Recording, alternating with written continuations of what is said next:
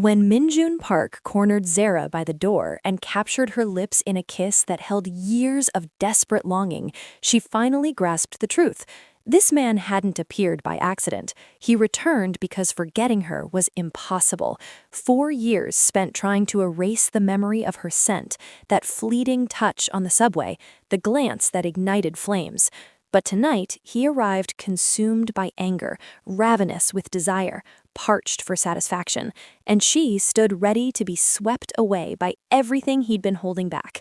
If this story resonates with you, hit that subscribe button, drop a like, and join our community. Become a member for exclusive early access to new stories. And if you truly enjoyed this journey, show some love with the super thanks button.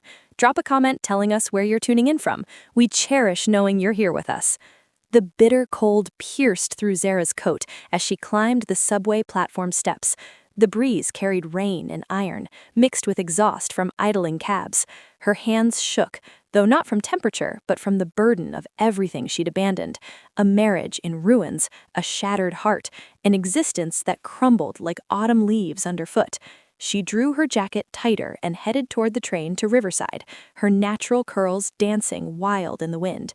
The fabric of her world had torn, strand by strand, until only jagged fragments of her missteps remained. But this day, she convinced herself, marked the beginning of transformation, of renewal. Inside the subway car, warmth and thickness greeted her, smelling of aged vinyl and reheated beverages. Passengers scattered throughout, some absorbed in books, others fixated on glowing screens with vacant expressions. Zara's gaze swept the seats, hunting for vacancy, somewhere quiet to vanish into her thoughts. Then she noticed him. He occupied the window seat, his powerful frame commanding the space as though he possessed it. A charcoal suit, impeccably fitted, stretched across his physique. His hands rested in his lap with controlled precision, gripping something volatile. His jaw held tension, his face unreadable, jet black hair, angular features, and eyes that studied the passing cityscape with such intensity it constricted her chest. Minjun Park. She hadn't learned his identity yet, but that face would remain forever imprinted. An empty spot beside him beckoned. Zara paused. Everything about his presence screamed untouchable. He represented power, dominance, calculated coldness. The variety of man who inhabited another stratosphere, who would never acknowledge someone ordinary. Yet alternatives didn't exist. The car was packed. She approached, pulse accelerating with each footfall. Reaching the seat, she halted, anticipating recognition. He remained motionless. "Pardon me," she ventured, softly, barely audible above the train's rumble. "Is anyone sitting here?" His head pivoted slowly, and suddenly their gazes connected. Everything stopped. His eyes were midnight dark, almost obsidian, holding her with such force she forgot respiration. Something primal existed in that stare, something famished yet restrained simultaneously. Not merely a look, a declaration. Zara felt warmth flood her cheeks. She wanted to glance elsewhere, couldn't. Something invisible anchored her there, suspended in the gravity of his attention. He spoke nothing, just gestured subtly toward the vacancy. She lowered herself, her body instantly hyper-aware, how her arm grazed his while settling, the heat emanating from him, the faint cologne, something woody and mysterious that quickened her pulse. The train lurched ahead, and the metropolis began blurring beyond the glass. Silence stretched between them, dense and electric. Zara attempted focusing elsewhere, the track rhythm, muffled conversations surrounding them, garbled announcements through speakers, but sensation remained only him, the substantial presence beside her, how he maintained such stillness, yet radiated barely contained storm. She glimpsed him peripherally, his jaw clenched, hands still folded with identical rigid control, but tension inhabited his posture now, a subtle transformation revealing he sensed it equally. Minutes elapsed, neither spoke, but when the train swayed through a bend, her shoulder pressed his again. This time he didn't retreat, neither did she. Zara's breathing faltered, such a minute thing, merely contact, imperceptible to others. Between them it blazed. She lifted her hand, tucking stray curls behind her ear, attempting composure, and perceived his eyes upon her, not overtly, not invasively, just observing. He registered the curve of her neck when she turned, how her fingers moved with anxious elegance, the gentle rhythm of her breathing.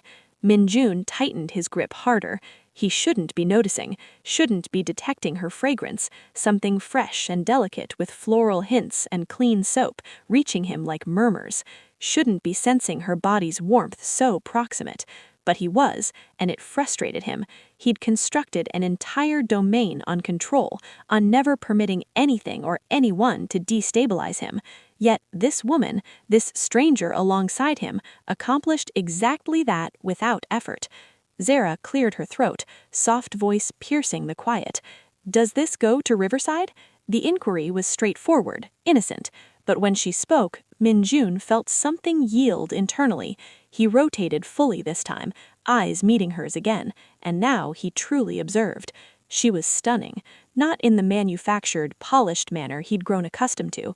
Beautiful authentically, with eyes carrying narratives, lips trembling faintly awaiting his response, and vulnerability that struck him viscerally. "Yes," he responded, rougher than intended. "It does." She smiled, just slightly, bashful and relieved, but sufficient to constrict his chest inexplicably. "Thank you," she murmured, averting her gaze. But he couldn't avert his. The rest of the journey passed in unspoken tension. Sometimes when the train swayed, their bodies touched. Sometimes she sighed softly, and he held his breath. Sometimes he adjusted his tie, and she watched his hand movements with excessive attention. Nothing transpired, yet everything transpired. When the train finally decelerated approaching Riverside, Min-jun experienced something strange, something absent for years. Reluctance. He didn't want her departing, didn't want this moment concluding. Zara stood, retrieving her bag. She regarded him finally, eyes searching his as though wanting to speak, but didn't, just smiled, small, melancholy, full of unuttered things, and walked away. Min-jun remained there, observing as she vanished into the platform crowd. And for the first time in years, he missed someone who'd never belonged to him. 5 days elapsed since that subway encounter. 5 days Min-jun Park attempted and catastrophically failed removing Zara from his consciousness.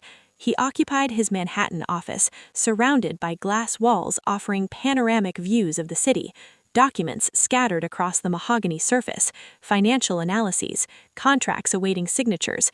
But nothing mattered. His mind remained trapped in that subway car, reliving every charged, silent second, her fragrance, the accidental contact, the timid smile. He dragged his hand down his face, frustrated with himself. This was absurd. He'd known the woman under an hour, didn't even know her identity, yet she'd infiltrated his thoughts like vapor. Impossible to grasp, impossible to forget. Min-jun arose abruptly. He needed escape, needed oxygen, needed distraction. He grabbed his coat and exited the building, walking directionless through bustling New York streets. Sunset painted the sky tangerine and rose, but he barely registered.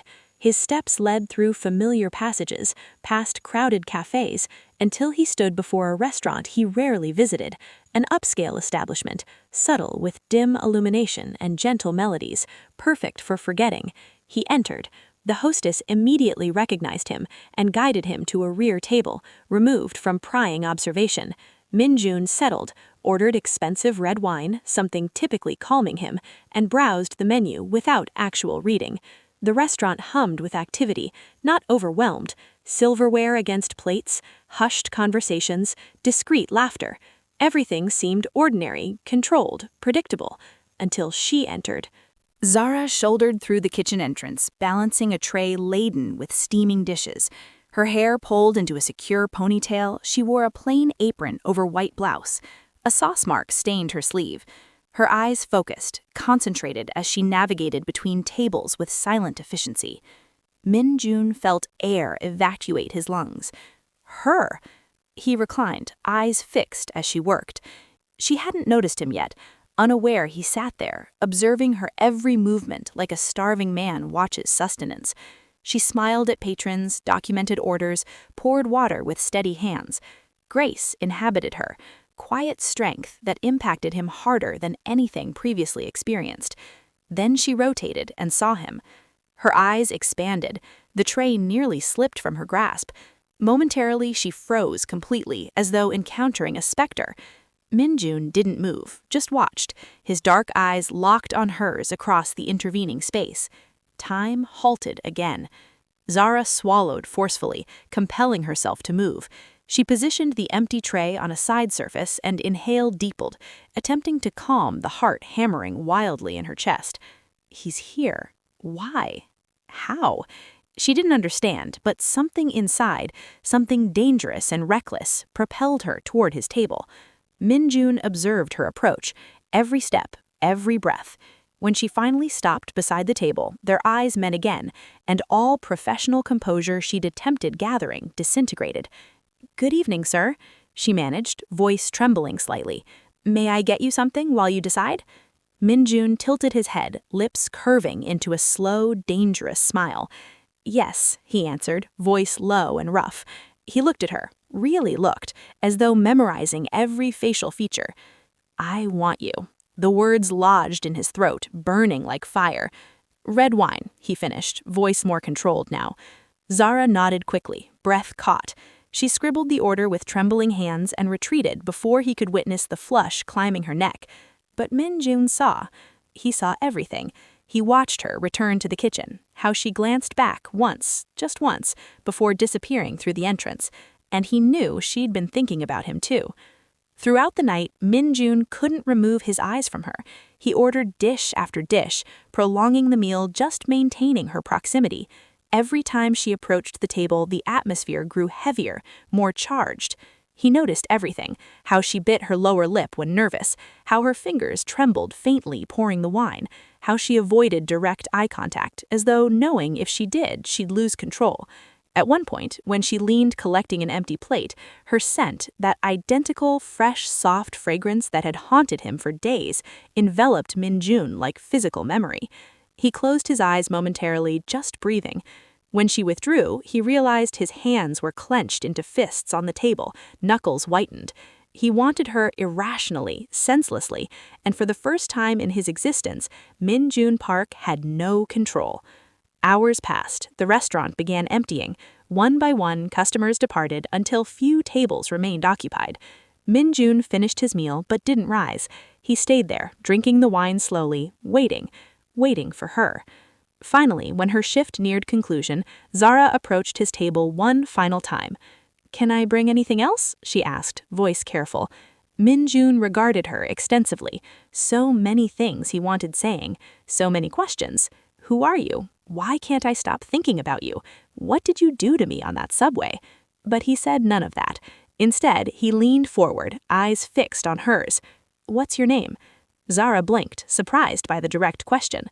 "Zara," she answered quietly. "Zara," he repeated, as though savoring every syllable.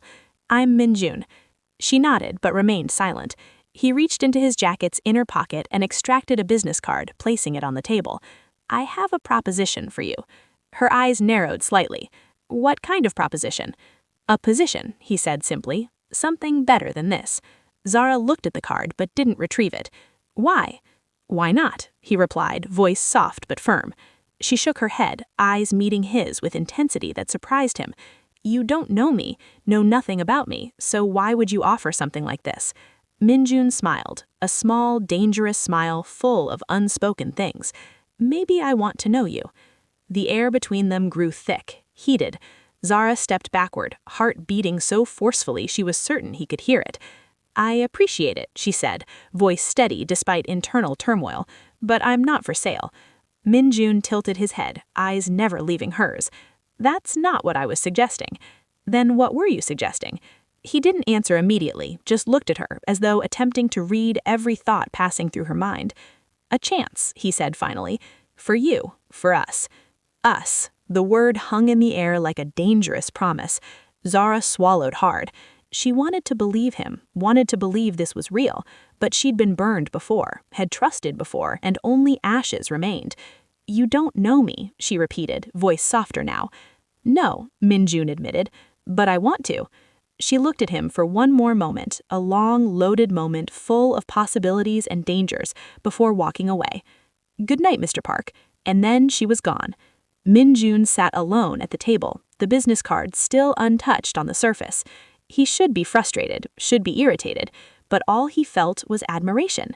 She'd rejected him, she'd said no, and somehow that only intensified his desire. He stood, left money on the table, and walked out into the frigid night, but he knew with every fiber of his being that this wasn't over. He'd return. The night was freezing when Zara finally left the restaurant. The air sliced through her exposed skin, making her hunch her shoulders and pull her thin coat tighter against her body. Her feet ached after hours of standing, and all she wanted was reaching home, removing her shoes, and forgetting that impossible encounter. But forgetting Min-jun Park was like attempting to erase the sun. She walked down the dark sidewalk, her footsteps echoing in the silence of the nearly empty street. The streetlights cast long shadows on the ground, and the wind carried the distant smell of approaching rain. And then she saw him. He was leaning against a luxurious black vehicle, hands in pockets, suit still impeccable despite the late hour. Dim light from the street lamp illuminated half his face, making him even more intimidating, more irresistible. Zara stopped mid-stride, heart racing. "What are you doing here?" she asked, voice emerging weaker than intended. Min-jun pushed off from the car and took several steps toward her, closing the distance between them with ease that made her instinctively step back. "Waiting for you," he answered simply. "Why?" He stopped just inches from her, so close she could feel the heat radiating from his body despite the cold night. So close she had to tilt her head back to meet his eyes. "Because you didn't take my card," he said, voice low and controlled. "And because I wasn't finished talking." Zara crossed her arms over her chest, as much to protect herself from the cold as to create a barrier between them. "I said I wasn't interested." "You said you weren't for sale," he corrected, dark eyes studying every nuance of her expression. "That's different." "Not to me." Min-jun took another step closer. Now she could smell his cologne, that woody, dark scent that had been etched in her memory since the subway. She hated how much it affected her. "Zara," he said her name slowly, as if savoring each letter. "I'm not trying to buy you. I'm trying to offer you something you deserve." "You don't know me," she shot back, voice gaining strength now. "You don't know what I deserve or don't deserve." "Then let me know you." The sincerity in his voice disarmed her. She looked at him, searching for signs of manipulation, of fakeness, of anything that would justify her defenses. But all she saw was intensity, desire, something dangerously close to truth. "Why?" she asked, voice breaking slightly. "Why me? You don't know me. You've seen me twice. Why bother?" Min-jun took a deep breath, as if fighting with himself. When he spoke again, there was a vulnerability in his voice she didn't expect. "Because since you got on that subway, I haven't been able to stop thinking about you. Because every time I close my eyes, I see your face. Because something about you," he paused, running his hand through his hair in frustration, "made me feel something I haven't felt in years, maybe never felt." Zara's heart beat harder. She wanted to believe. God, how she wanted to believe. But she'd heard pretty words before, had believed in promises before, and she'd paid the price. "I can't," she whispered, shaking her head. "I can't do this." "Why not?" "Because men like you don't show up in the lives of women like me, offering worlds without wanting something in return." The pain that crossed his face was so real she almost stepped back. "I'm not him," Min-jun said, voice harder now. Zara blinked, surprised. "Who?" "Whoever made you believe you don't deserve more." The words hit her like a punch to the gut. She felt tears burn behind her eyes, but she refused to let them fall. Not in front of him, not now. "You don't know anything about me," she repeated, but this time her voice came out broken. "Then tell me," he pleaded, taking another step. Now they were so close she could see the golden flecks in his dark eyes. "Let me in, Zara." She shook her head, stepping back. "I can't." "Why not?" "Because I'm scared." The words came out in a muffled cry, surprised by her own honesty. "I'm scared of believing you and finding out it was a lie. I'm scared of opening up and being destroyed again. I'm scared of feeling what I'm feeling right now. Because this," she gestured between them, "this isn't real. It can't be." Min-jun closed his eyes for a moment, as if her words had physically hurt him.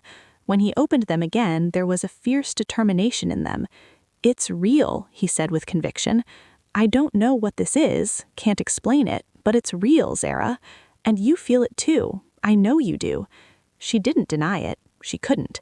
"That doesn't change anything," she said, voice tired now. "I can't accept your money, can't accept your job, can't accept you. Why not? Because I have responsibilities, I have a life, I have—" She stopped abruptly, realizing she was about to reveal too much. Min-jun frowned. "Have what?" Zara shook her head, stepping back. "It doesn't matter. It matters to me. It shouldn't." Silence fell between them, heavy and painful. The wind blew harder, making her loose curls whip around her face. Min-jun instinctively reached out as if to brush the strand from her eyes, but stopped mid-motion, letting his hand fall back to his side. "Zara," he said, voice softer now, "I'm not asking you to trust me completely, not yet. I'm just asking for a chance, coffee, a conversation. Let me prove I'm not who you think I am." She looked at him for a long moment. Part of her, the rational part, the part that had been hurt and knew how to survive, screamed at her to leave, to run, to protect herself. But there was another part, a smaller, quieter, more dangerous part, the part that looked at Min-jun Park and saw not just a rich, powerful man, but someone who maybe, just maybe, could see her. "I can't," she said finally, voice firm despite the storm inside her. "I'm sorry, Min-jun, but I can't." She turned and started walking, forcing her legs to move even when every fiber of her being screamed at her to stay. "Zara," he called behind her. She didn't stop. "Please," he said, and there was something in his voice, something broken, something vulnerable that almost made her turn back. Almost. But she kept walking, one step, then another, until the distance between them turned into yards, and then a corner, and then she was out of sight. Min-jun stood on the empty street, the freezing wind cutting through his expensive suit. His hands were clenched into fists at his sides, his jaw tense. He should let it go, should accept the rejection and move on. But Min-jun Park wasn't a man who accepted defeat easily, especially not when it came to something, to someone he wanted with every fiber of his being. He ran his hand over the back of his neck, frustrated but also alive. For the first time in years, he felt completely, painfully alive, and all because of her. He got into the car and closed the door, but didn't start the engine immediately. Instead, he sat in the silence, staring at the empty street where she'd disappeared. "This isn't over, Zara," he murmured to himself. "Not even close." And somewhere in the darkness of the night, Zara leaned against the wall of a building, her hand pressed against her chest, trying to calm the heart that was beating wildly. She'd done the right thing, had protected herself, so why did it feel like she'd just made the biggest mistake of her life? 4 years, 1,460 days, 35,040 hours. Min-jun Park had counted every single one. He sat in his office atop a Manhattan skyscraper.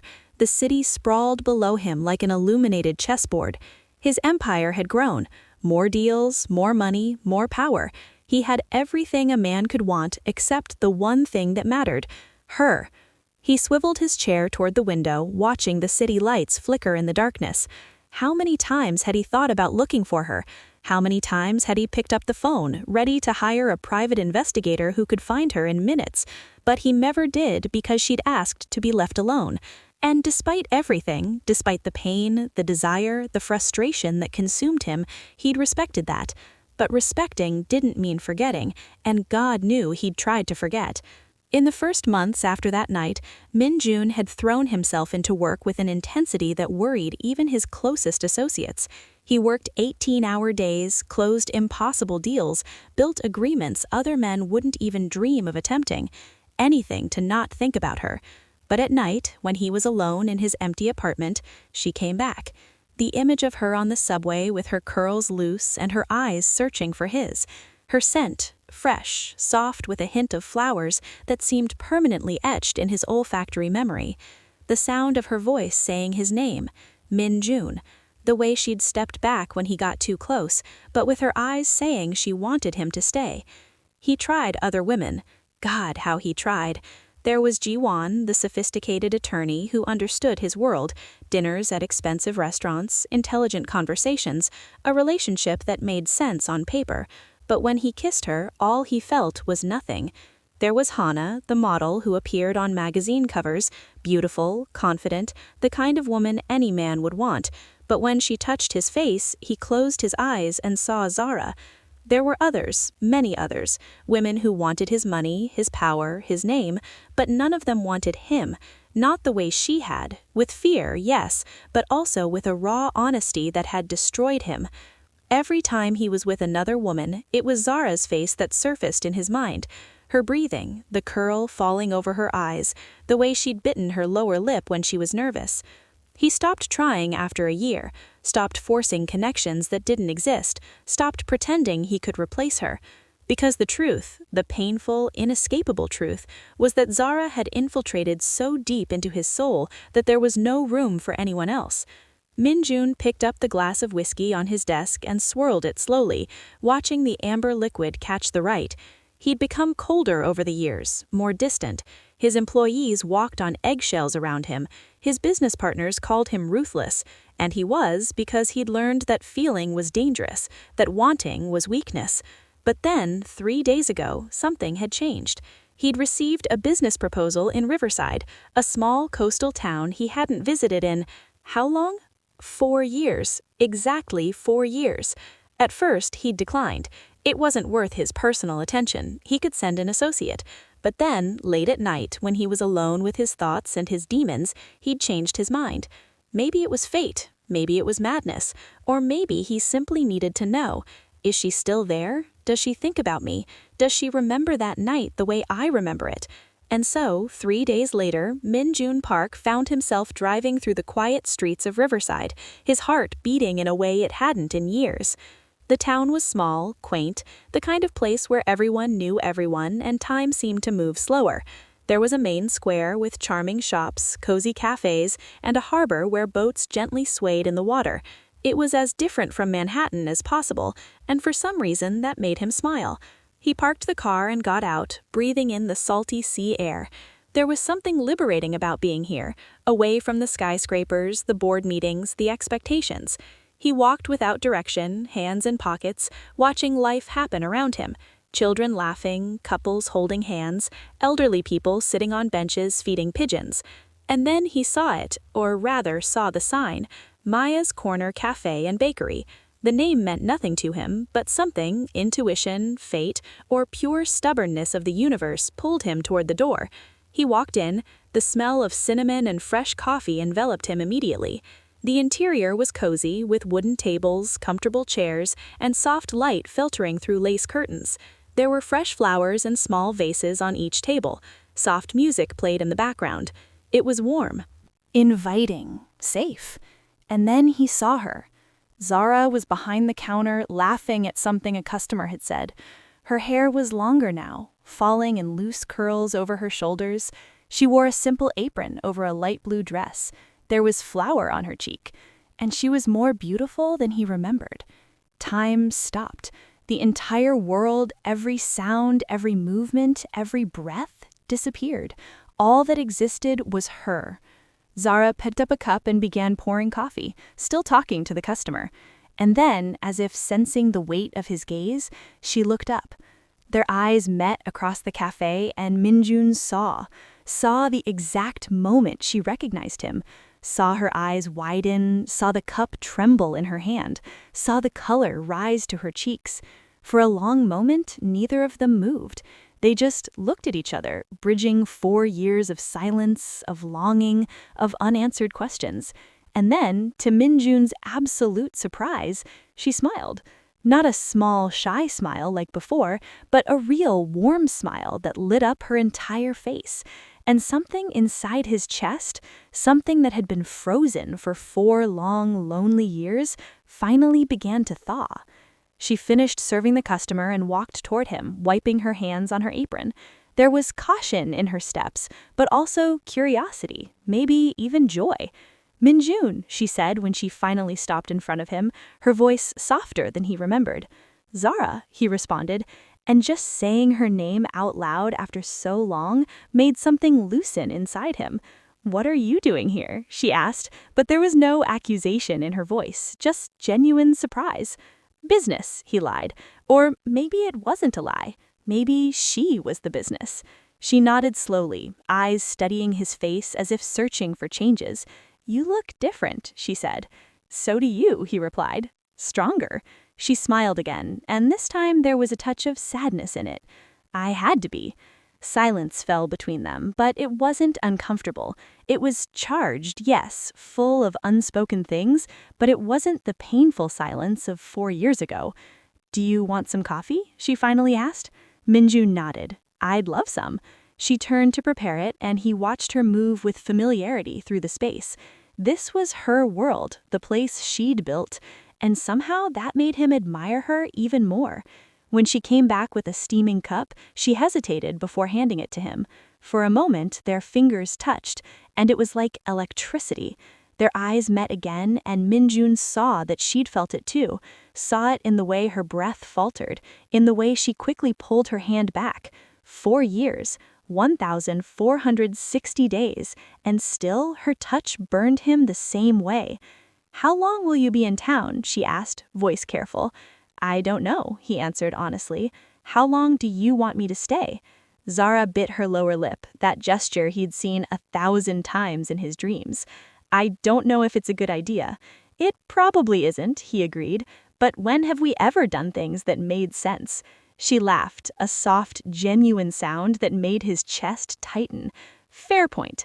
Minjun took a sip of the coffee, but his eyes never left hers. "Have dinner with me," he said suddenly. She blinked, surprised. "What?" "Have dinner with me tonight. Not somewhere fancy, just conversation, catching up, see if we're still the same people." Zara hesitated, and he could see the war happening behind her eyes. Fear versus desire, past versus possibility. Finally, she took a deep breath. "Okay," she said, so quietly he almost didn't hear. But he heard, and for the first time in 4 years, Minjun Park felt something he'd forgotten how to feel. Hope. Minjun arrived to pick her up at 7 in the evening. Zara had spent the last 3 hours getting ready, taking off clothes, putting them back on, changing her hair, redoing her makeup.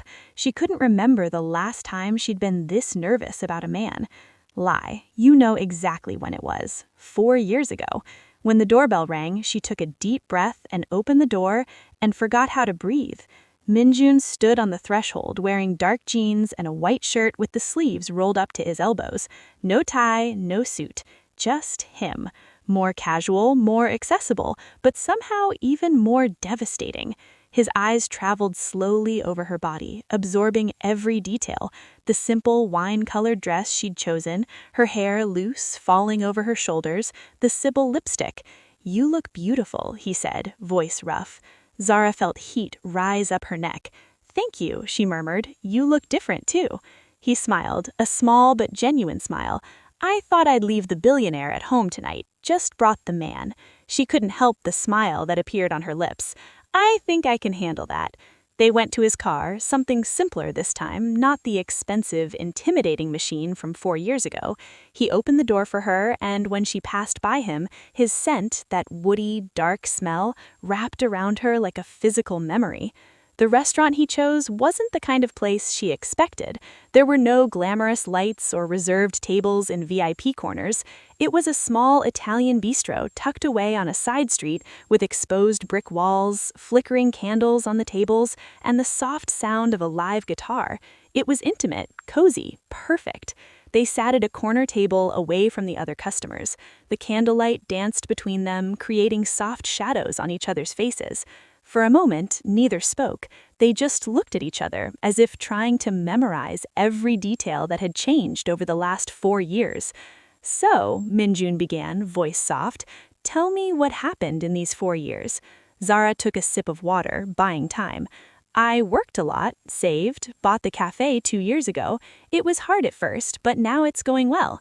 "You seem happy," he observed. "I am," she replied, and it was true. "For the first time in a long time, I am happy." He smiled, and there was genuine pride in that smile. "I'm glad for you. And you?" she asked. "From what I researched after you left that night, you didn't need more success, but I imagine you got even more." Minjun laughed softly. "You researched me?"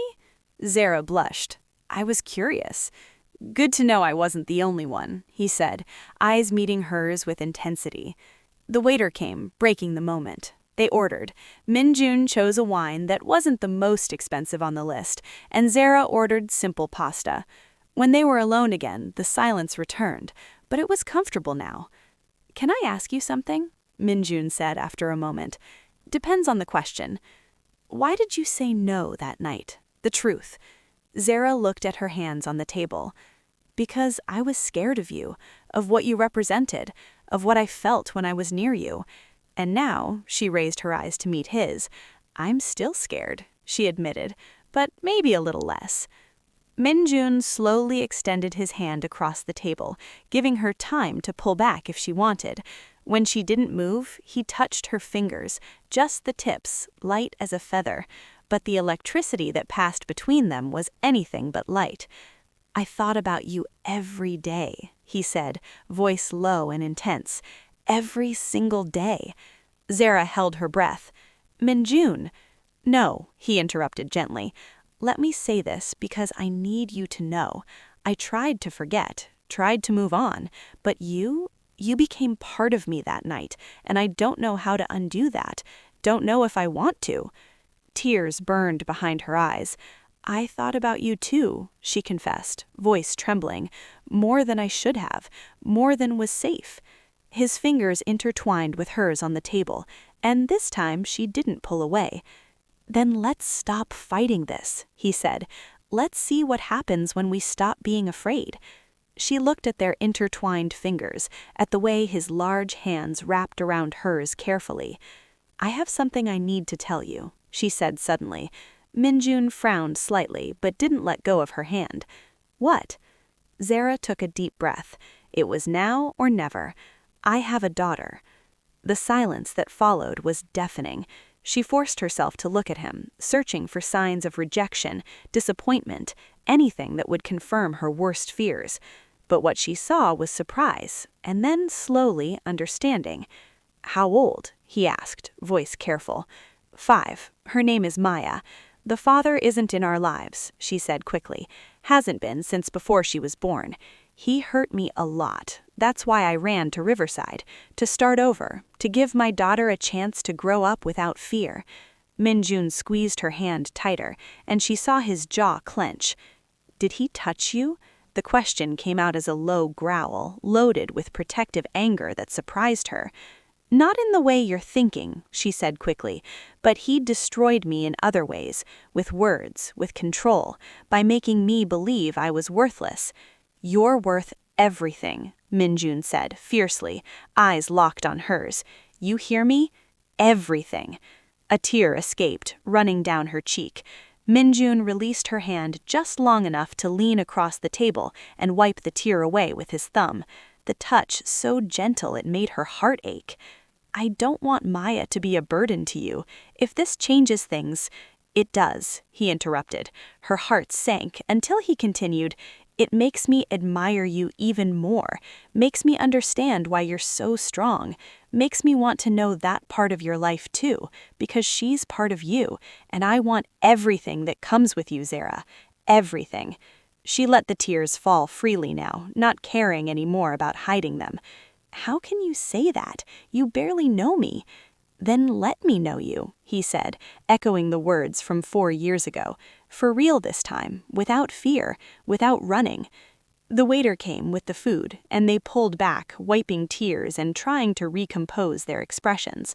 But when they were alone again, Minjun reached out his hand again, and this time she took it without hesitation.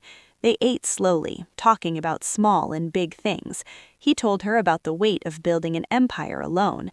She told him about the sleepless nights with a newborn baby. He spoke about the loneliness that came with success.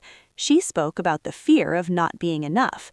And somewhere between the wine and dessert, between the laughter and the comfortable silences, something changed. Defenses fell, walls crumbled, and they simply were. After dinner, they walked along the harbor boardwalk. The moon was full, reflecting on the dark water. The sound of the waves created a perfect soundtrack for the moment. Minjun stopped in a darker area, away from the streetlights. He turned to her, hands in pockets, as if forcing himself not to touch her. "Can I do something?" he asked, voice rough. "What?" Instead of answering, he slowly raised his hand and tucked a strand of her hair behind her ear. His fingers lingered there a second longer than necessary, tracing the line of her jaw. Zara closed her eyes, leaning in to the touch. "You're so beautiful, not just on the outside, inside. Your strength, your courage, the way you love your daughter, the way you rebuilt your life. Everything about you is perfect." "I'm not perfect," she whispered. "You are to me." She opened her eyes and found him looking at her with an intensity that stole the air from her lungs. "Minjun, can I kiss you?" he asked, and the vulnerability in his voice, the fact that he was asking, completely undid her. Instead of answering, she leaned forward, and finally, their lips met. The kiss was gentle at first, exploratory, as if they were savoring the moment that had taken 4 years to happen. But then she sighed against his mouth, and something broke. Minjun pulled her closer, one hand going to her waist, the other burying itself in her hair. The kiss deepened, became more urgent, more desperate. She grabbed his shirt, pulling him closer, needing to feel his body against hers. When they finally pulled apart, both were breathless. Minjun rested his forehead against hers, eyes still closed. Worth the wait. She laughed softly, the sound mixed with something that might have been a sob. "Yes," she agreed, "it was."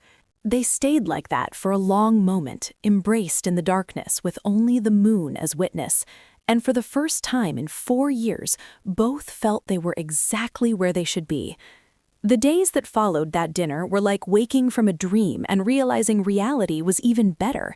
Minjun didn't go back to Manhattan. He canceled meetings, postponed commitments, and for the first time in his adult life, put something else, someone, above business. And that person was Zara.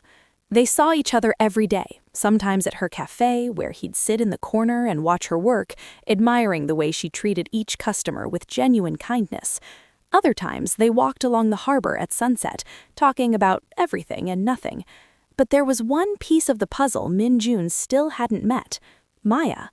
Zara had talked about her, had shown photos, had told stories that made Minjun laugh and sometimes feel a pang of something that looked dangerously like envy. Not of the girl, but of the time she had with Zara, of the moments Minjun had missed. And then, a week after that first dinner, Zara extended the invitation. "Do you want to come have dinner at my place tonight?" she asked, hands nervously adjusting her apron. "Maya wants to meet you. She knows you're important to me."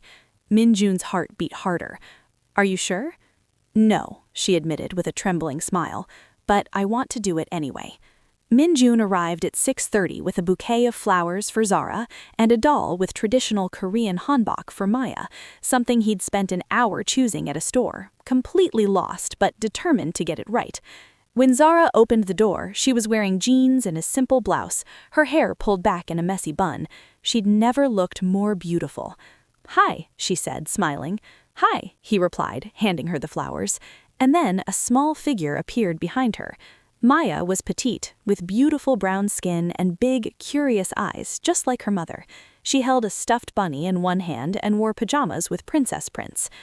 "Are you Minjun?" the girl asked with the brutal honesty of children. Minjun crouched down to her level. "I am, and you must be Maya."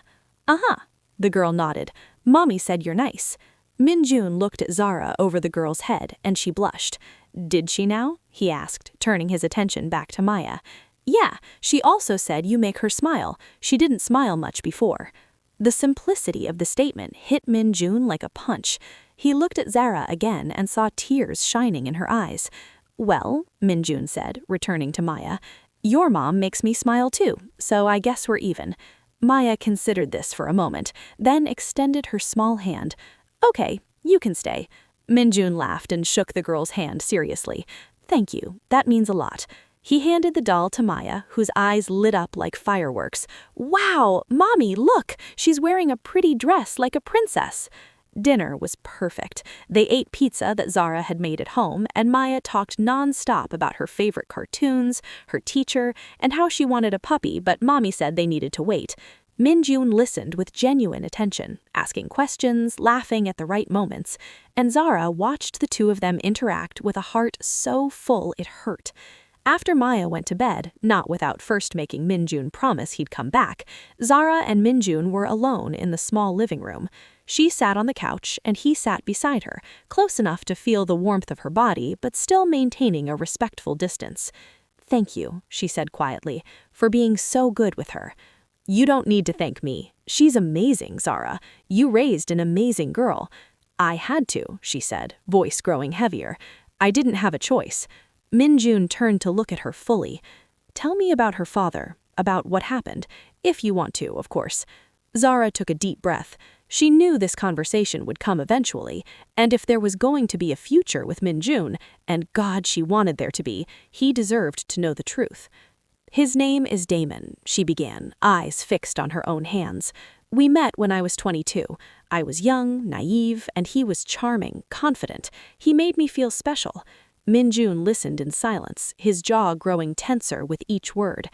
At first, it was good. He was attentive, romantic, but then, slowly, things changed. He started telling me how to dress, who I could talk to, where I could go, and always with a smile, always saying it was because he loved me, because he wanted to protect me. She paused, wiping away a tear that had escaped.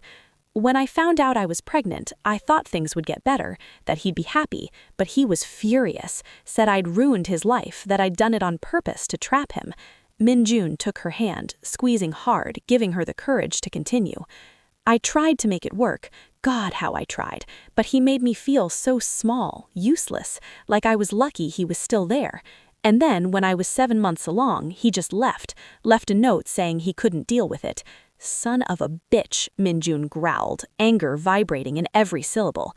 "I was destroyed," Zara continued, "pregnant, alone, no money, no family. But then Maya was born, and she became my reason, my strength. I knew I had to be better for her." She finally looked at Minjun, and what she saw in his eyes made her catch her breath. There was anger, yes, but there was also something more, something fierce and protective and absolutely unbreakable. "He's not getting near you again," Minjun said. "Either of you. I won't allow it." "Minjun, you can't." "I can, and I will. You and Maya are now mine, and I protect what's mine." Mine, the word hung in the air between them, heavy with meaning. "I don't need to be saved," Zara said gently, touching his face. "I already saved myself, but I wouldn't mind having you by my side anyway." Minjun turned his face to press a kiss into her palm, eyes closed. "I was so lonely before you," he confessed, voice breaking slightly. "I had everything, money, power, success, and yet I was completely empty. But you, Zara, you made me feel again, made me want to feel again." She moved closer, eliminating the distance between them. Minjun wrapped her in his arms, pulling her against his chest. "I was lonely too," she whispered against his neck, "for so long, but you made me believe I could have more, that I deserved more." They stayed like that for a long moment, just holding each other, breathing together, letting vulnerability and truth wrap around them. And then Minjun pulled back slightly, just enough to look into her eyes. "I know it's early," he said. "I know we're still getting to know each other, but I need you to know there's no one else for me. Just you. Just this." "For me too," she replied without hesitation. "Just you." He touched her face with both hands, thumbs tracing her cheeks. "Can I kiss you?" he asked, even though he already knew the answer. "Please." The kiss was different this time, slower, deeper, loaded not just with desire, but with silent promises. "I choose you. I see you. I'm not leaving." When they pulled apart, both were trembling. "Stay," Zara whispered. Minjun frowned. "Zara?" Not like that, she said quickly, blushing. Just stay here tonight, on the couch. I just don't want you to leave yet. He smiled, a soft smile full of tenderness. Okay. She brought blankets and pillows, and they settled on the couch, her lying on her back, him behind her, his arm wrapped protectively around her waist. Thank you, she murmured in the dark, for listening, for understanding, for staying. Min-jun kissed the top of her head. There's nowhere else I'd rather be. And there, in the silence of the night, with the sound of each other's breathing and the warmth of their intertwined bodies, both felt something they hadn't felt in a long time. Peace, wholeness, home. The weeks that followed transformed into something precious and dangerous at the same time. Min-jun extended his stay in Riverside indefinitely. He rented a small house near the harbor, nothing compared to the penthouses he was used to living in, but with an ocean view that made him breathe for the first time in years. And more importantly, it was only 5 minutes from Zara's cafe. He created a routine. Every morning at 6:30, he showed up at the door of Maya's corner before it even opened. Zara always let him in with a sleepy smile and hair still messy from sleep. You don't have to come this early every day, she said one morning, handing him a cup of fresh coffee. Yes, I do, he replied, eyes traveling over her face as if memorizing every detail. It's the best part of my day. And it was. He'd sit at the counter and watch her work. Watch the way she prepared the bread, her hands covered in flour, the tip of her lips appearing between her lips when she was concentrated. Watch how she hummed softly while arranging the tables, how she always put fresh flowers on each one. There was a grace to her, a peace, and Min-jun found himself being pulled into that orbit like a planet toward the sun. Sometimes, when she passed by him carrying trays, he'd reach out and lightly touch the small of her back, just a touch, quick, but enough to make her stop, turn her head and look at him with those eyes that said so much without saying anything. Other times, when she reached for something on the high shelves, he'd move behind her, his body almost touching hers, and get the item for her. "Thank you," she'd whisper, voice faltering slightly. "You're welcome," he'd respond, but he wouldn't pull away immediately. He'd stay there for an extra second, breathing in her scent, feeling the warmth of her body so close to his. The tension between them grew each day. Every accidental touch, every prolonged look, every loaded silence. They still hadn't slept together. Min-jun had stayed on the couch a few nights, always respecting her boundaries, always waiting for her to take the first step. But God, it was difficult. There were nights when he'd watch her lean over to grab something, and her dress would ride up slightly, revealing the curve of her thighs. There were moments when she'd laugh at something he said, her head thrown back, her neck exposed, and he had to clench his hands into fists to keep from pulling her to him and kissing every inch of that skin. And she felt it too. He saw it in the way she looked at him when she thought he wasn't paying attention, saw it in the way her breathing quickened when he got too close, saw it in the way she bit her lip when their fingers touched while handing over a cup of coffee. It was sweet torture. One afternoon, Min-jun was helping her move some heavy boxes to the storage room. They were alone. The customers had left and the cafe was about to close.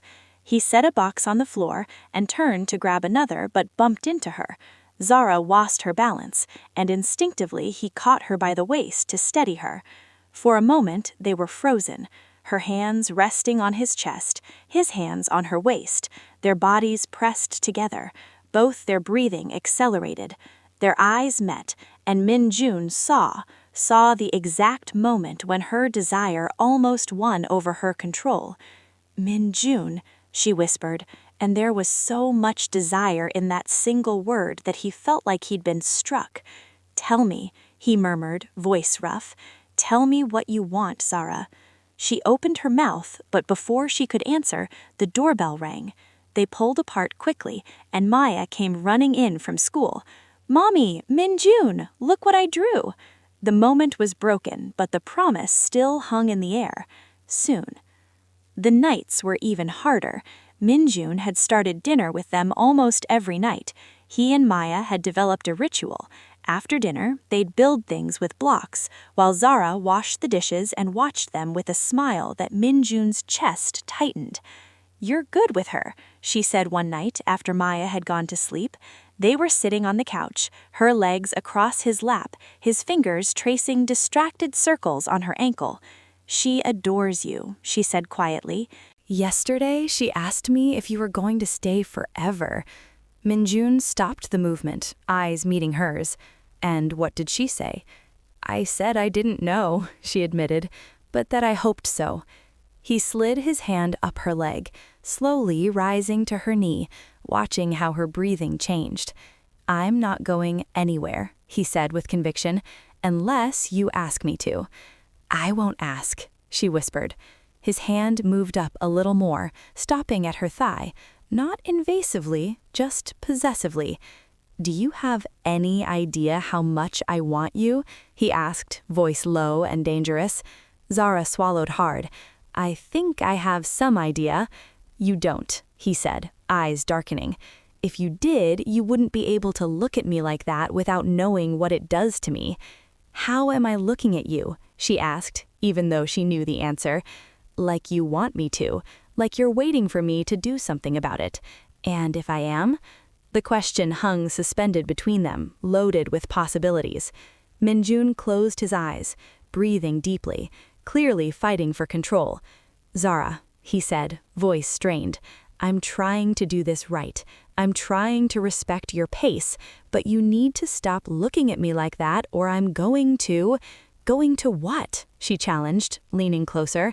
He opened his eyes, and what she saw there made her shiver.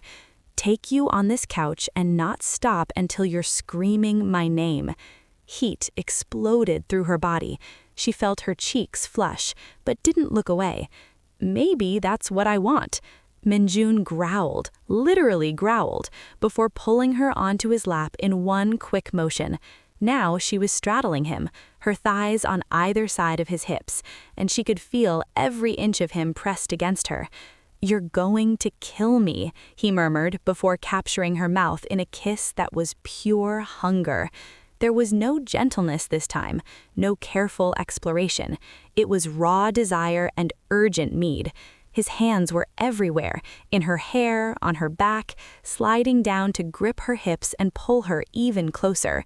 She moaned into his mouth, and the sound almost completely undid him. But then, with superhuman effort, he pulled away, both of them panting. "Not here," he said, reminding himself. "Not like this. You deserve more than that." Zara touched his face, eyes shining with emotion. "Are you real?" she asked, echoing the words he'd said that first night. He smiled, a small smile but full of promises. "Always have been yours." She kissed him again, softer this time. A promise, a guarantee. "Soon," she whispered against his lips.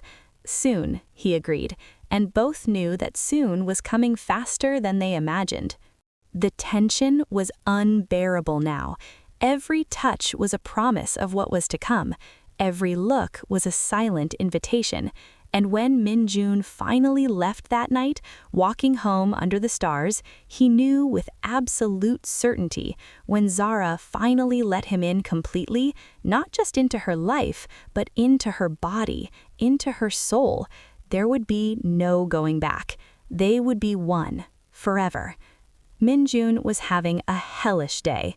The video conference with his partners in Manhattan had dragged on for hours. Problems with a contract, threats of lawsuits, numbers that didn't add up. Everything demanded his immediate attention. But his mind was miles away. It was with her. When he finally hung up the last call, it was almost 10 at night. He was tense, frustrated, and something else he couldn't name burned in his veins. Hunger. Not for food, for her, for Zara, for everything they'd been building and postponing for weeks. He didn't think, just grabbed his car keys and drove. When he arrived at her house, all the lights were off except the one in the living room. Maya was already asleep. Minjun knew her routine now, knew everything about her, every detail, every habit. He knocked on the door. 3 firm knocks. There was a pause. He heard footsteps, and then the door opened. Zara stood there wearing a simple cotton nightgown that went to her knees. Her hair was loose, still damp from the shower. No makeup, bare feet. Beautiful in a way that made his chest tighten. But it was her look that undid him. She saw him, really saw him, and her eyes widened. Not with fear, with recognition. She knew from the way he stood there, from the tension in his shoulders, from the way his eyes devoured her. He came for her, only for her. Minjun, she began, but he stepped inside, closing the door behind him and gently pressing her against it. "Don't speak," he murmured, voice rough and dangerous, "unless it's to tell me to leave." She said nothing, just looked at him with those eyes that said everything he needed to know. "Stay, touch me, make me yours." He lowered his head slowly, giving her time to pull back if she wanted, but she didn't pull back. Instead, she leaned forward, meeting him halfway. The kiss was explosive. There was no gentleness, no hesitation. It was years of pent-up desire breaking free all at once. He kissed her like a starving man would kiss his last piece of bread, with urgency, with need, with a hunger that nothing else could satisfy. Zara moaned against his mouth, her hands rising to grip his hair, pulling him closer. More, always more. Minjun lifted her, and instinctively she wrapped her legs around his waist. He carried her through the room, bumping into furniture, not caring, until they reached her bedroom. He placed her on the bed with a reverence that contrasted with the urgency of moments before. "Are you real?" he asked, echoing her words from so many weeks ago. "Always have been yours," she replied, echoing his words. Something broke inside Minjun. The last piece of control he had dissolved.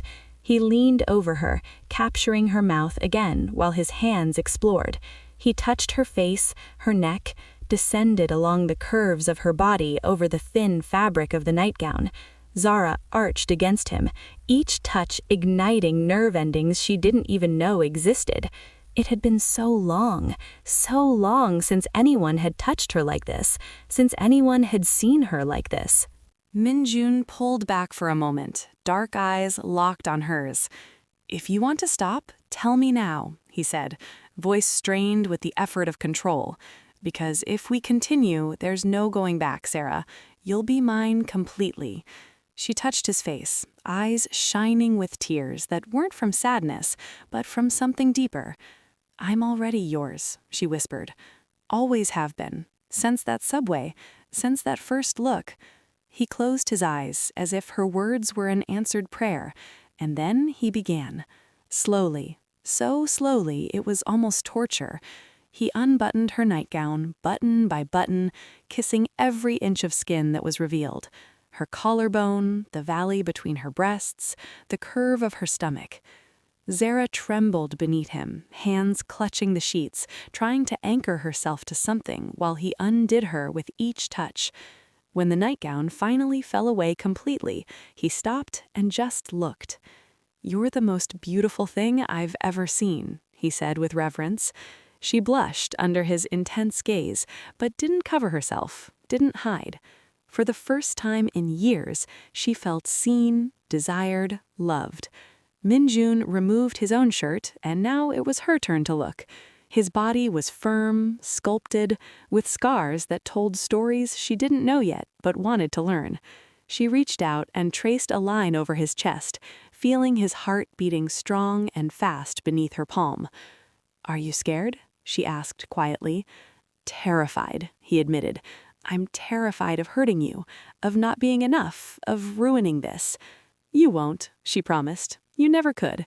He lay over her, the weight of his body a perfect anchor, and then he kissed her again, more deeply this time, while his hands continued their exploration. He touched every part of her, memorized every curve, every scar, every mark that life had left on her body. And she did the same with him, explored, discovered, worshipped.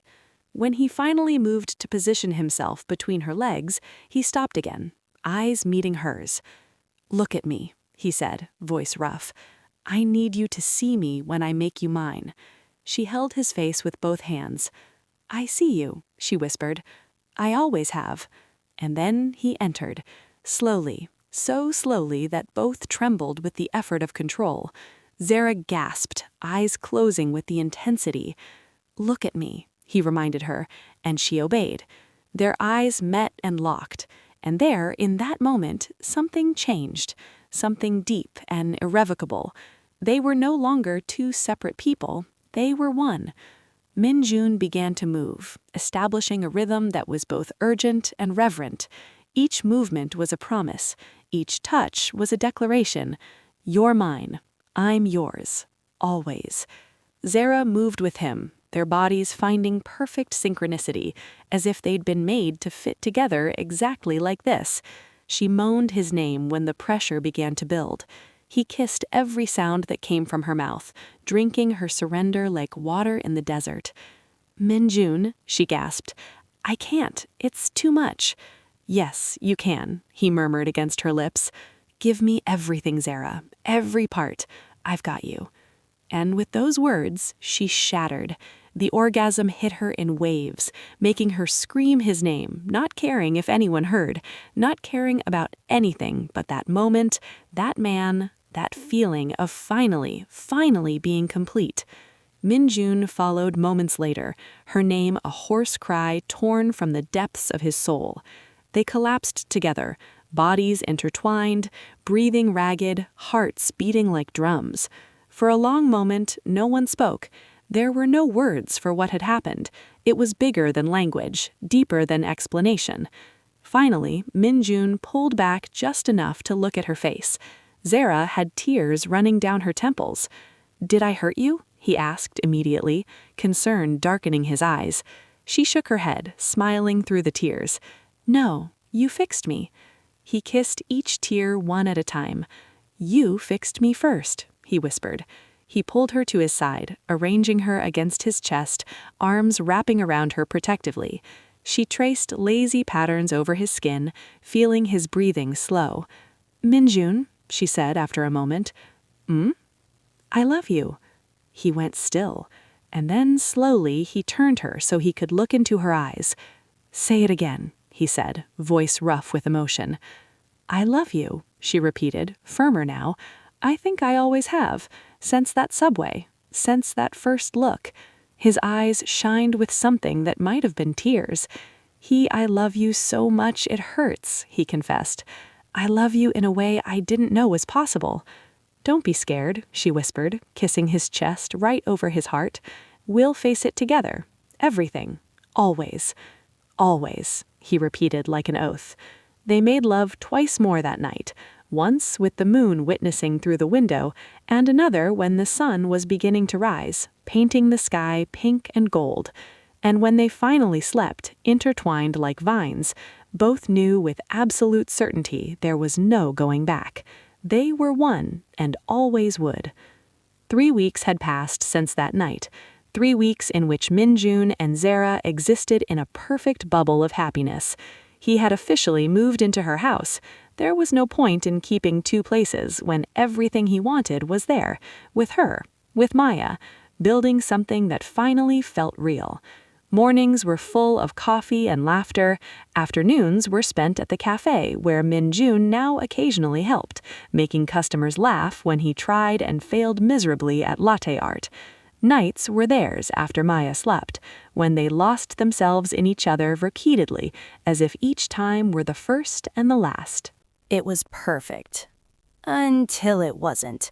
The afternoon started normally. Zara was at the cafe, Min-jun had gone to pick up Maya from school, and they had plans to have dinner together. Maybe pizza again, because Maya had developed an obsession. Min-jun was helping Maya with homework at the kitchen table when the doorbell rang. "I'll get it," Min-jun said, ruffling the girl's hair as he stood up. He opened the door without thinking, without checking. without suspecting, and came face to face with a man he'd never seen but recognized immediately: Damon.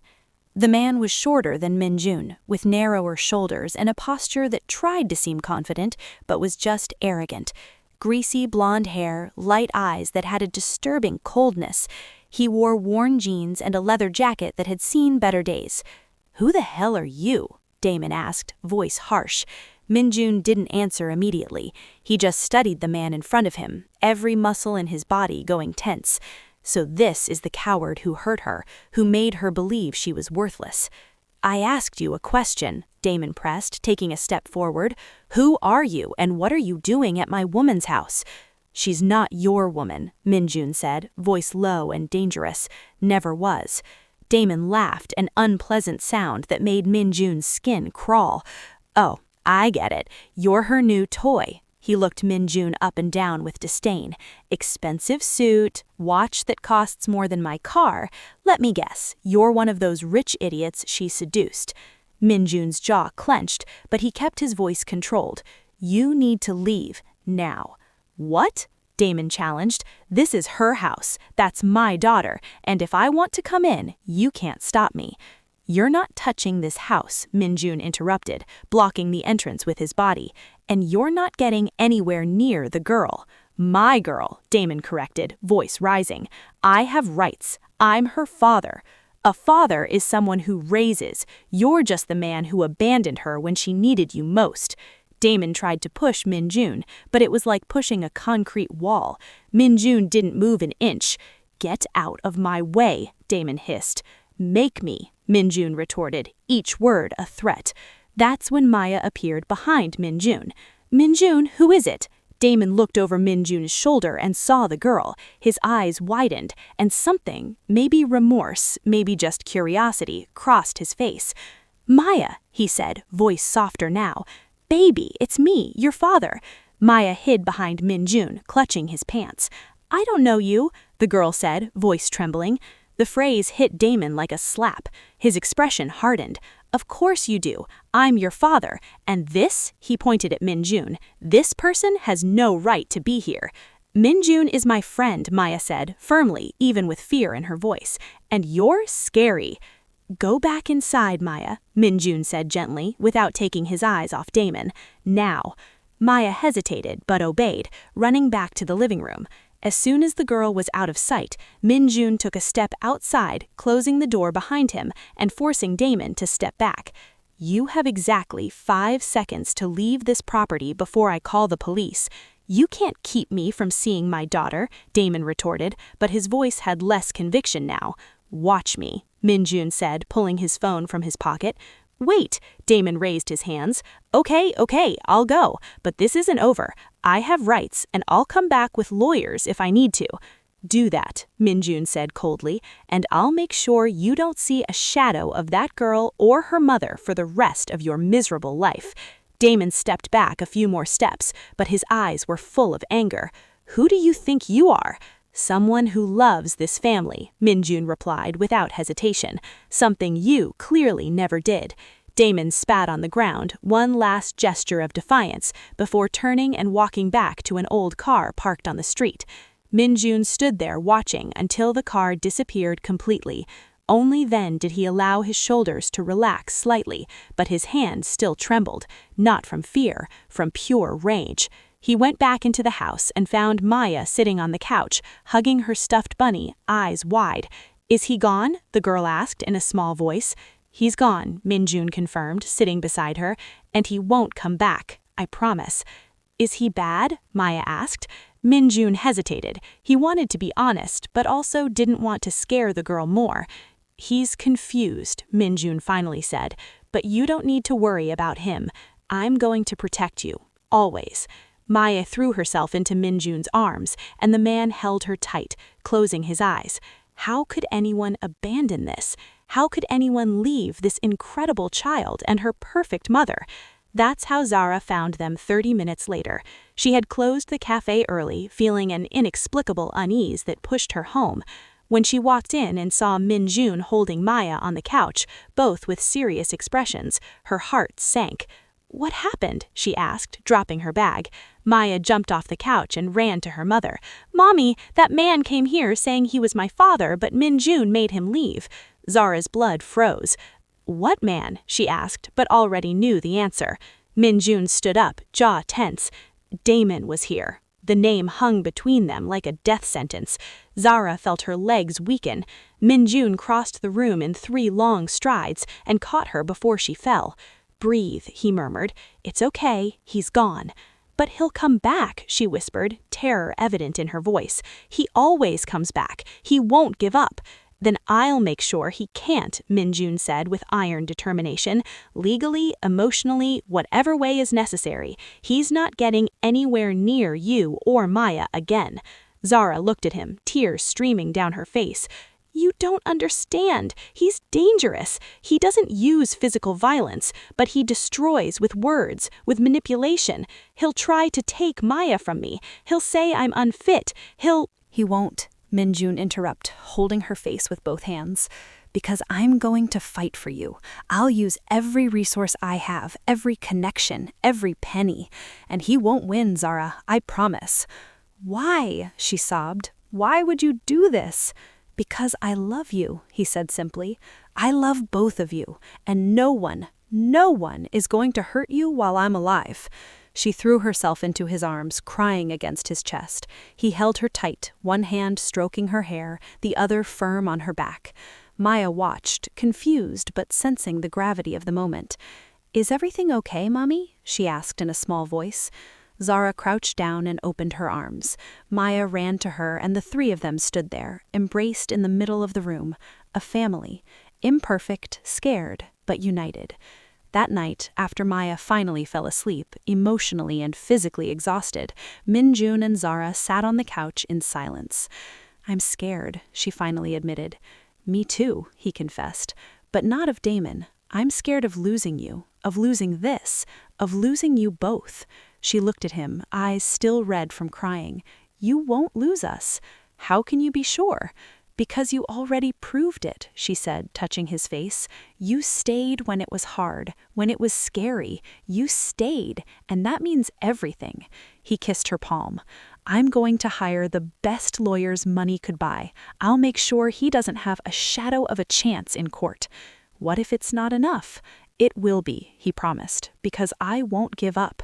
Never." They lay on the couch intertwined, silence wrapping around them like a blanket, and despite the fear, despite the uncertainty, both felt something stronger than any threat. Love. A love that didn't back down in the face of danger. A love that stayed. A love that fought. 6 months later.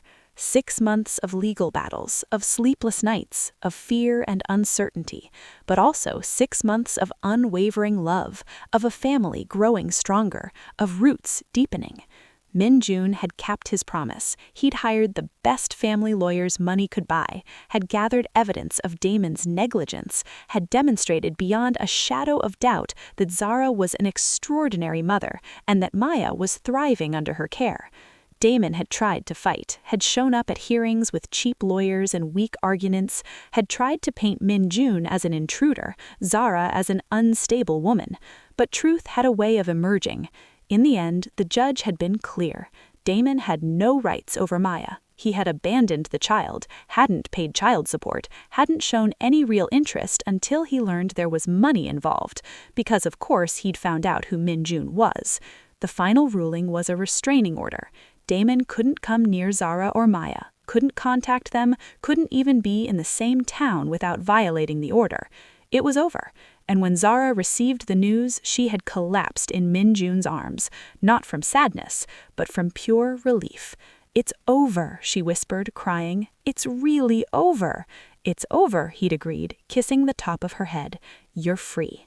But freedom was just the beginning.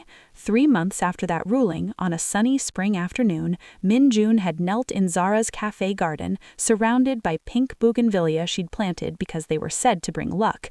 Maya was beside him, holding a small velvet box, and when Zara walked out the back door, wearing her work apron and with flour in her hair, she'd stopped abruptly. "What? What's happening?" she asked, voice trembling. "Mommy," Maya had shouted, unable to contain her excitement. "Min-jun is going to ask you something." Minjun had laughed, eyes shining as he looked at the girl. "You had one job, buddy. Stay quiet." "Sorry," Maya had whispered, but was grinning from ear to ear. Zara had approached slowly, hands trembling as she covered her mouth. Minjun had taken the box from Maya's hands and opened it, revealing a simple but stunning ring, a solitaire stone that caught the sunlight as if it had been made just for this moment. "Zara," Minjun had begun, voice choked, "from the moment you got on that subway, my life changed. You gave me something I didn't even know I was looking for. Peace, joy, home. And Maya," he looked at the girl who watched with wide eyes, "she gave me the chance to be something I never thought I could be, a father." Tears had started streaming down Zara's face. "I can't promise I'll be perfect," Minjun had continued. "I'm going to mess things up. I'm going to irritate you. I'm going to burn dinners and forget important dates. But I can promise this. I'll love you every day. I'll choose you every day. I'll stay no matter how hard it gets. Because you're worth every second, Zara. You both are worth everything." He took a deep breath. "So, Zara Johnson, will you marry me?" She had fallen to her knees in front of him, laughing and crying at the same time. "Yes," she sobbed. "Yes, yes, 1,000 times yes." Maya had shouted with joy, jumping between them, and the three had laughed and cried and hugged in the flower-filled garden. And now, 3 months after that, they were here, in the same garden surrounded by the same bougainvillea, but this time there were white chairs arranged in rows. There was a small arch covered in flowers. There were friends, few but meaningful. There was Maya wearing her first fancy dress, proud to be the flower girl. And there was Zara walking down the makeshift aisle, wearing a simple ivory dress that made her look ethereal. Minjun waited for her at the altar, and when their eyes met, he had to blink several times to push away the tears. He was hers, finally, officially, forever his. The ceremony was short, simple, perfect. When the officiator asked if anyone objected, Maya had raised her hand, making everyone laugh. "I object to having to wait any longer to eat cake," she announced, and the tension had dissolved into laughter. And when Minjun finally kissed his bride, his wife, it was like sealing a pact, not just with her, but with the universe. This is real. This is forever. The reception was at the cafe, decorated with fairy lights and wildflowers. They ate, drank, danced. Maya had commanded the dance floor, doing ridiculous moves that had made everyone laugh until it hurt. But when night began to fall and guests started to leave, Minjun pulled Zara aside. "Come with me," he whispered. He took her to a room, not the small bedroom at her house, but a room he'd secretly prepared at a nearby inn. Maya would stay with a friend that night. It was their night. When they entered the room, Zara gasped. There were candles everywhere, rose petals on the floor, and the window was open, letting the gentle night breeze in, bringing the smell of the sea. "Minjun," she began, but he silenced her with a kiss. "This is our night," he murmured against her lips, "just ours."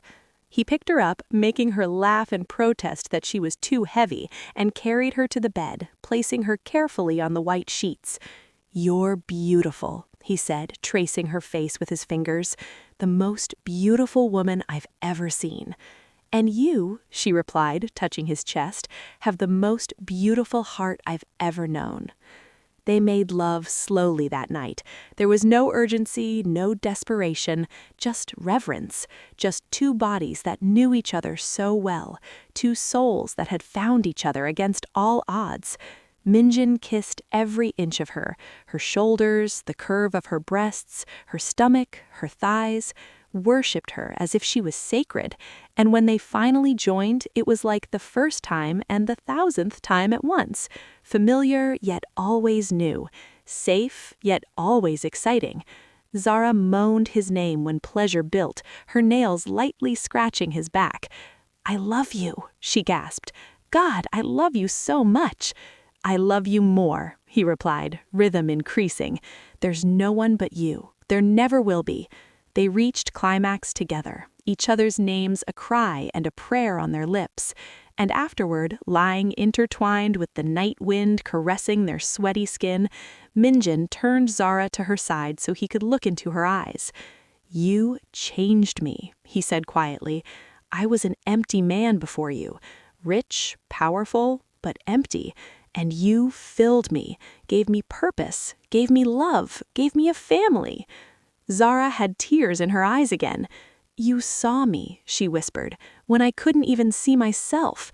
You made me believe I was worth something, that I deserved to be loved, that I deserved more." "You always deserved it," he said fiercely. "Always." They slept embraced, the sound of distant waves lulling them.